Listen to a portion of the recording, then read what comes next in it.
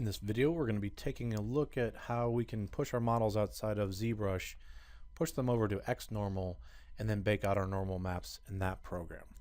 So I'm going to be working with the same model that we had in the previous video. This is the model that we resurfaced inside of Maya and then built UVs inside of Maya to get a very specific layout. So if I go to my subtools, I'm going to go ahead and select this piece of geometry. And I can turn on solo if I just want to isolate just that model, just so I can look at that. And I'm going to drop it down to the lowest subdivision level. So I'm hitting Shift D, and that's going to drop me down to my subdivision levels. Here's my polyframe, so I can turn that on and take a look at what we got going on geometry-wise. And then if I want to see the UVs for that, I can go to the UV map section, just scroll down here, and I'll click this Morph UV, and this is our layout. So remember, ZBrush does flip the UVs in certain situations, so you're going to have to just keep that in mind. So here's the model, and this is what I'm going to be using as my base cage to bake everything out with. So I'm going to make sure that I export this out, and then I'm going to push this into a specific area, and I'm calling this base cage, and I'll just save that out like that. Okay, and then now I need to push out the different pieces that I'm going to be working with in XNormal, the high-res geometry.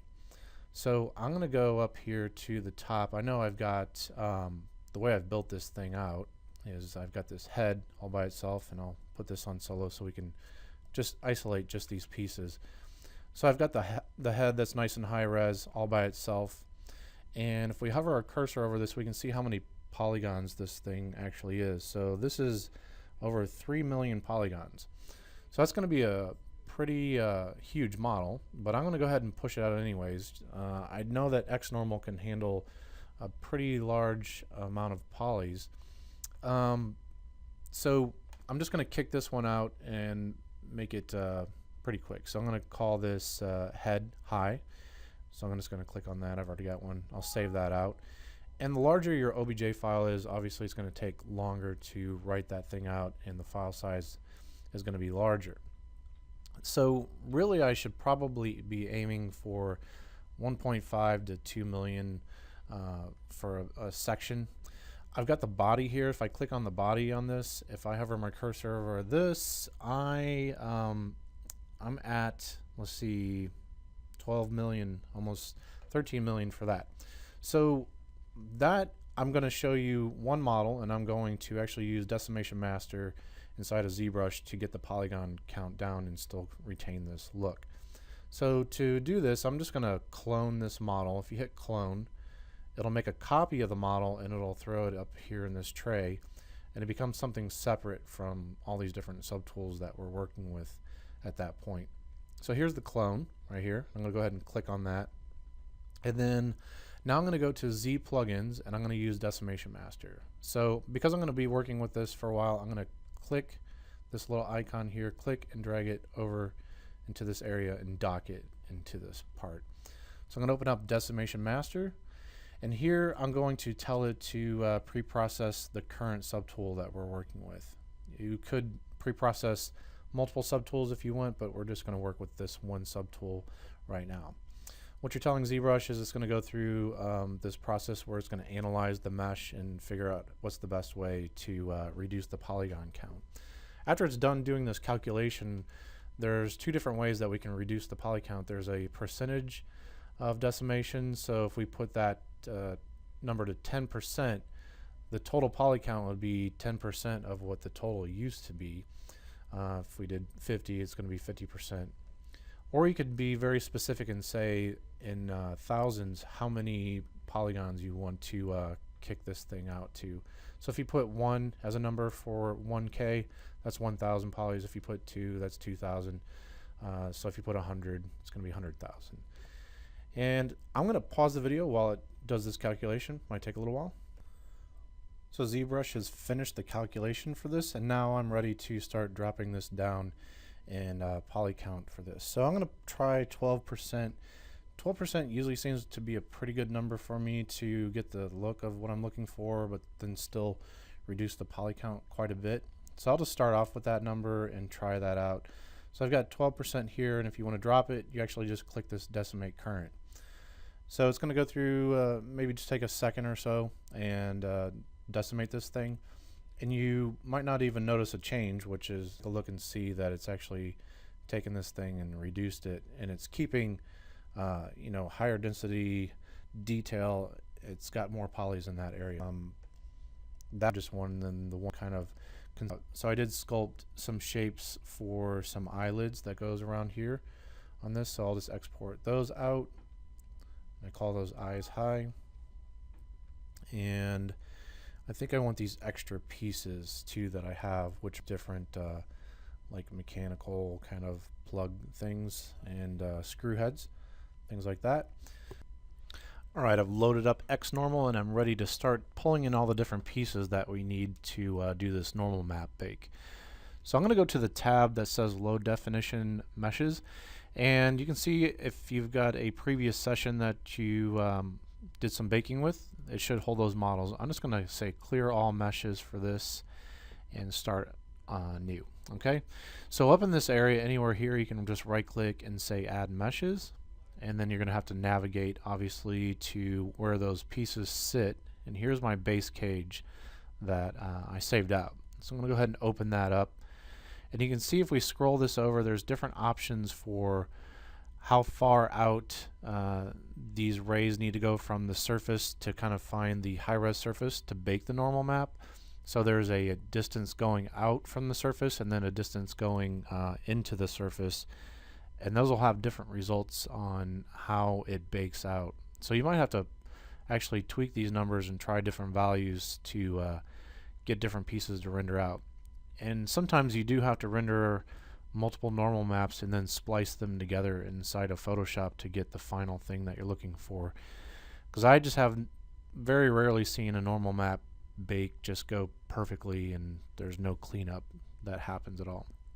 The other thing is we can use the exported normals from ZBrush or whatever program it is, but I have seen some issues with exporting the normals out from ZBrush. If you pull that model into like Maya, sometimes it smooths the entire model and some edges are still hard edged, so I just want to make sure that that's not happening. So I can just tell XNormal to overwrite anything that was exported normal wise and just say average the normals, or you can make all the normals hard, but I want nice soft normals on there. So I'm going to set that, and then we do have this high poly normals override tangent space, so we'll just leave that alone.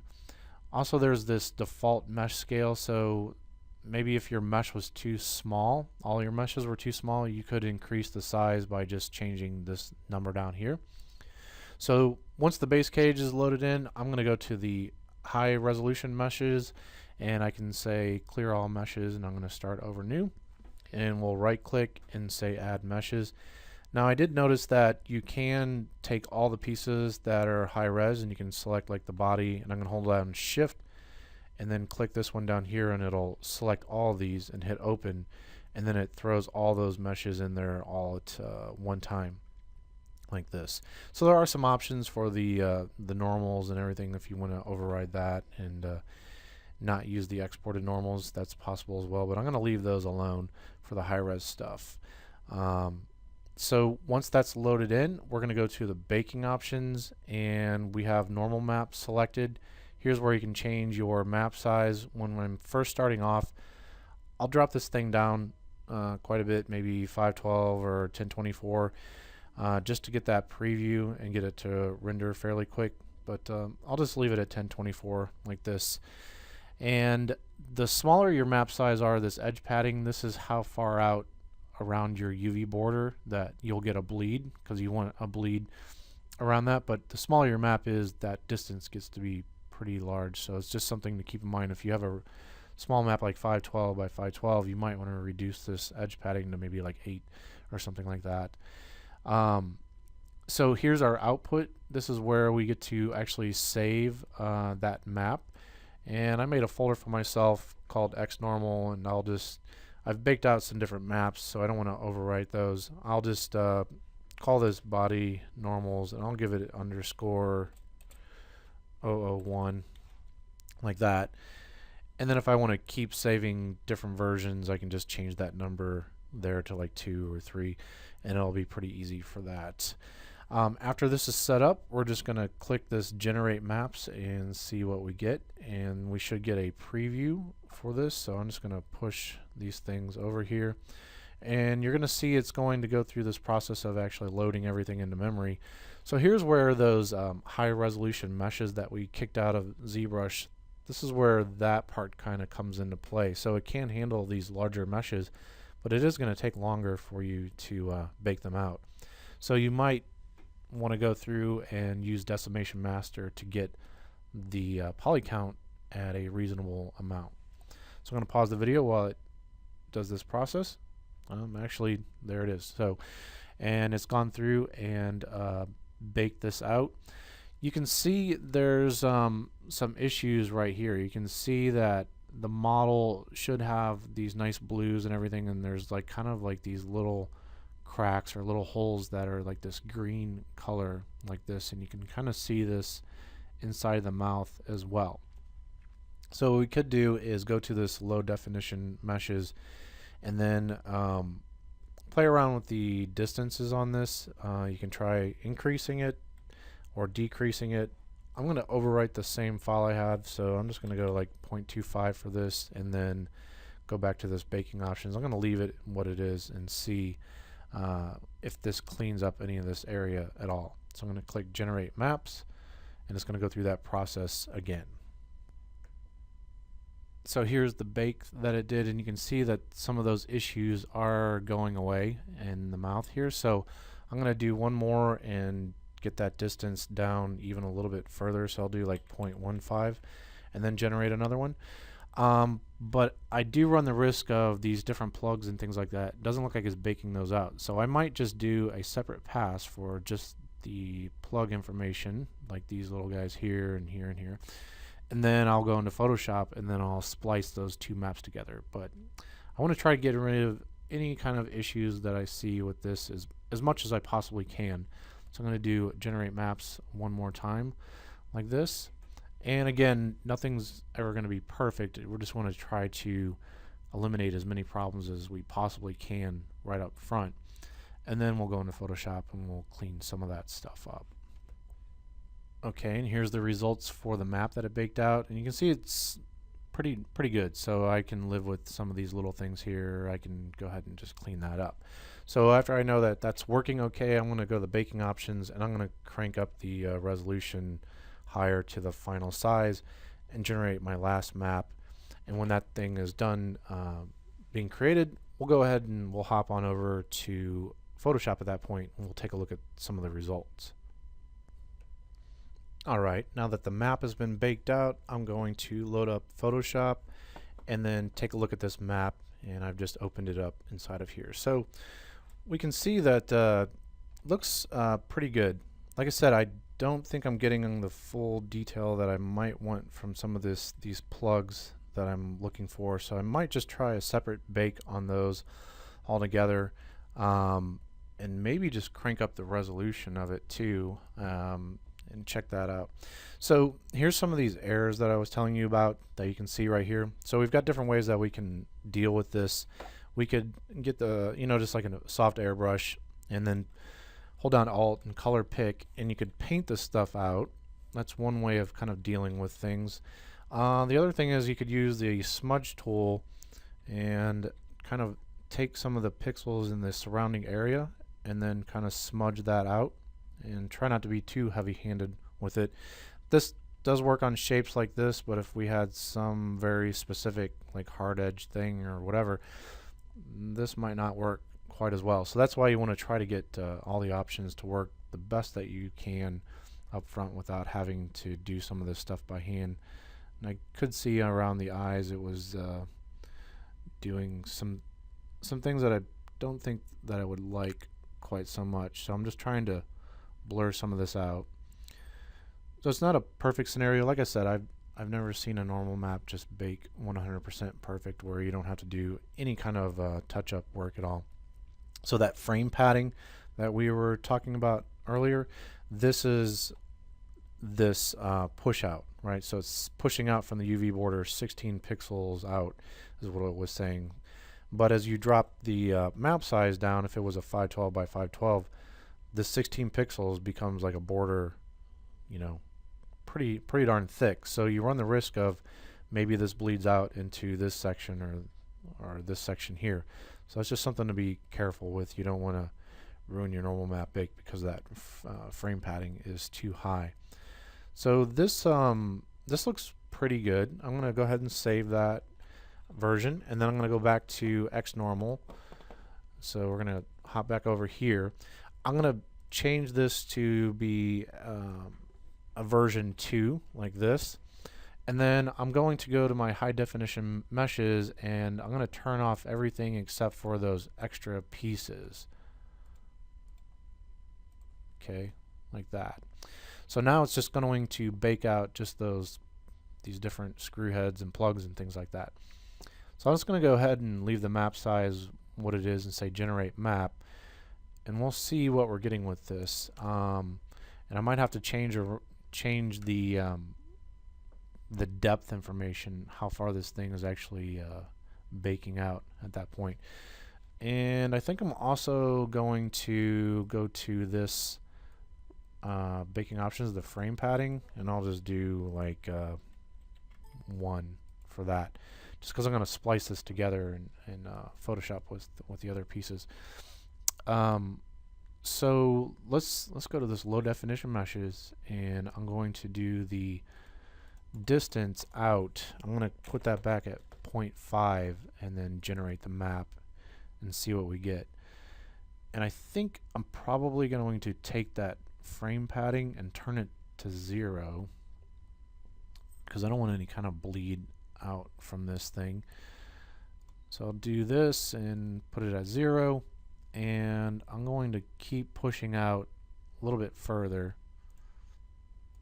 Let's put this at 1 and generate the map. So it's going to look pretty messy, but since we're going to splice things together in Photoshop, I don't think it should be too big of a deal. And this might not give me the detail that I'm looking for, but I'm going to go ahead and try that out. So I'm going to go back over to Photoshop, and I've got my current map that I have. I'll open up this number 2 version like this, and then I will just go ahead and click V to put on the move tool, click and drag and hold shift, and then release over here, and that's going to snap that in the exact right place. So I want to put a mask on this, and I want to fill that mask with black, and hit Control Backspace because I got black right here, and that's going to hide everything. Now I've got a method where I can select this mask. You can see it's selected here, and I can go ahead and with my brush, and I can put an airbrush and paint with white, and I can paint in certain areas of that these pixels here based off that mask. And I'm really not seeing any kind of difference here on the quality. I was hoping the quality would go up a bit. So I'm going to close this and get rid of this whole thing. I'm going to try to make the resolution twice the size of what I need for my final map, and I will see if we can get a little more detail out of this thing and then scale that down and see if that helps at all. So I'm going to go ahead and generate this map again, and it should take a little bit longer if we're increasing that size. So here we go, it's generating the map, and when it gets done, we'll load that into Photoshop and take a look at it and see if that's giving us any better results at all. So I'm going to go File, Open, and find that map again, and then let's take a look now at what we have. So maybe it'll look better. What we have to do now is take this and go to image size, and it's currently 4096, and I need to put this at 2048 and hit OK, and scale that thing down. Now I'm going to hold on Control and Alt, hit the plus or minus to zoom in and out, and I'll go 100%, and it does look a little bit cleaner this time. So I'm going to hold down V and drag this over, and we'll do that same setup we had before, where I'm going to make a mask on this. I'm going to fill it with black, and then now I can paint in certain areas. So I'll tap B for my brush. I've got white here that I'm painting with, and I've got my mask selected here, and now I'll just paint that in.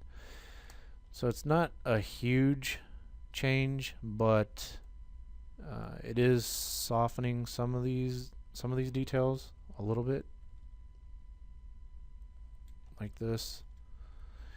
And I just know that if you see this kind of really harsh lacing along the edges, that since our map is not that big, whenever we pull that into our game engine or Maya or whatever we're doing the real-time rendering with, it will really pick up on that stuff, and the quality just won't be that great.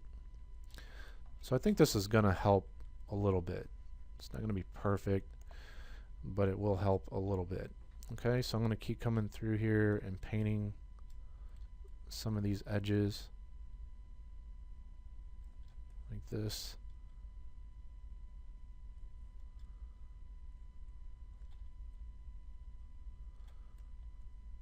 Okay, I'm trying to see if there's anything more. Maybe this one here. Paint on that.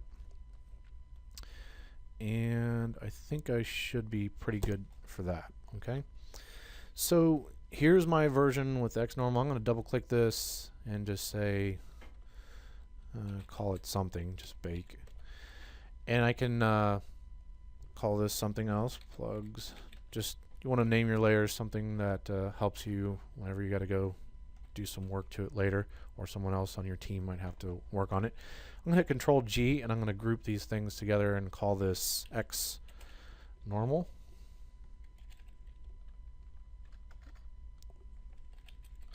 Like that. And then I'm going to open up the previous version that we baked with inside of ZBrush, and we'll do a comparison. Okay, I've opened that map, and so this is the map that was generated inside of ZBrush, and I've got a whole folder structure just for normal maps. So this is the ZBrush one, and now I can go back to this document, just take this whole folder structure, click and drag it, and hold down Shift, and it'll constrain it and add it right over the top of this. So let me minimize that real quick, and let's zoom in 100%, and we can turn these maps on and off and kind of see the difference between these maps here. So you can see on the XNormal, and I don't know if you're picking up on some of the skin information, seems a little bit stronger, a little bit more pronounced. And these plugs this looks odd, right? It looks like it shouldn't work. It's not completely and totally circular, but it depends on how it bakes out with the map. So the ZBrush one looks more visually correct, but I noticed on my model when I was looking at it in Maya in real time, it had more of this appearance, because I think it needed some of this wobble and this waviness to actually equal out to something that looks circular when it is rendered with the UVs. So overall quality, I do think that XNormal can give you a little bit better of a look. You know, it might not be quite as fast, but you know, that version of ZBrush, you had to have subdivision levels, and there's some rules that you have to follow to make sure that things are just correct, right? So I'm gonna make one last layer, and I'll call this fixes. And just because I'm noticing some things on here that might need a little bit of touch up, so it is possible with that smudge tool, like if we use that, if you use the sample all layers, if you use that smudge tool, it will actually work as if you're working on a flattened image, but it's really putting all those changes just as pixels on there. So that that can come in kind of handy as well if you just turn that on. And you just might want to do a good once over and take a look and make sure there's nothing completely odd about that. Okay, so I'm just going to save this out, and then this will become my new version of my normal map. There's, I guess, one last thing that I'll talk to you about, and this has to do with Photoshop, and it ties into XNormal.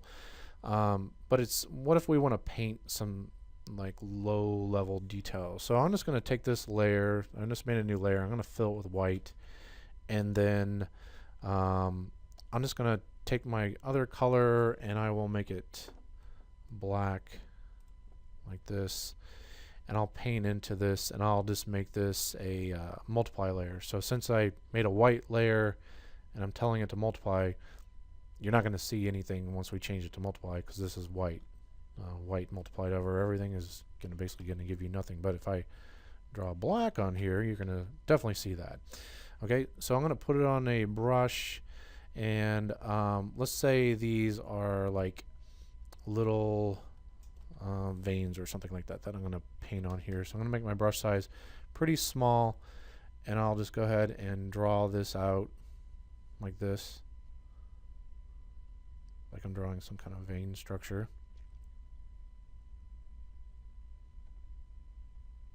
Okay, and then I get too specific with this. And if we save this, we could use this as to make color information later on as well. So I think that's good enough for now. So I'll change that from multiply just to normal. And then if I wanted to change this into color information, I could copy all this and then paste it into a new channel and then use that as a selection to get this shape isolated. But I'm going to go to filter, and after you've installed XNormal, you should have under your filters in Photoshop an XNormal area. So I'm going to do height to normals, and go ahead and click on that, and you can see that I'm just going to leave all the options set to the default like this. So white is going to be high, black is recessed in. So I could continue this and it's going to generate that map, but that would be pushing those veins in, and I want to push them out. So I can just hit Control I, and that'll give me the inverse of that. And then now I can go to filter XNormal and then do height to normals and hit continue on that. So here it's generated out this map, and the cool thing with these normal maps, after it's generated like this, you can set this to overlay, and then you're basically adding that piece with the rest of the model there like that. And it shouldn't have too much of a shift on it. I'm going to hit undo real quick. I saw some values kind of shifting around on that. I'll do height to normals and do normalize source. And then now let's put this on overlay. And there is a slight shift on there. So you might want to play around with the levels. I haven't really seen it shifting around quite as much before doing this. And it might have to do with the actual value of the blue. It looks like that this value is still exactly the same, like this. So if I was really concerned about this, kind of making this change like this, I could make a new mask like that and then just put a selection. I could do like a circular selection, something like that, and then build this into this mask like this. So here's my values that are underneath, and I need this to match up top here. So I can make a new levels adjustment like this, and I could push this just ever so slightly, maybe in the mid-tone range, and I don't want to raise it too much, but you could get that maybe a little bit closer like this. And I want to hold down Alt, and I'm clicking on this to link this levels just to that piece like what we see here. So now we can turn this on or off, and it looks like maybe